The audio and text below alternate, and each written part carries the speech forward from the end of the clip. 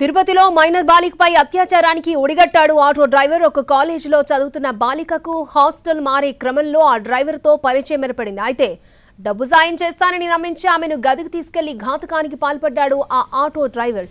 విషయం ఎవరికైనా చెబితే చంపేస్తానని బెదిరించాడు. బాధితురాలు తన స్నేహితురాలతో కలిసి పోలీసులకు ఫిర్యాదు చేసింది. కేసు నమోదు చేసుకున్న పోలీసులు నిందితుడి కోసం గాలిస్తున్నారు.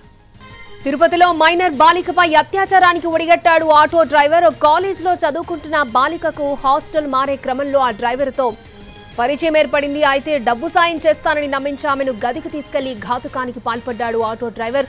విషయం ఎవరికైనా చెబితే చంపేస్తానని బెదిరించాడు. బాధితురాలు తన స్నేహితురాలతో కలిసి పోలీసులకు ఫిర్యాదు చేసింది. కేసు నమోదు చేసుకున్న పోలీసులు నిందితుడి కోసం గాలిస్తున్నారు.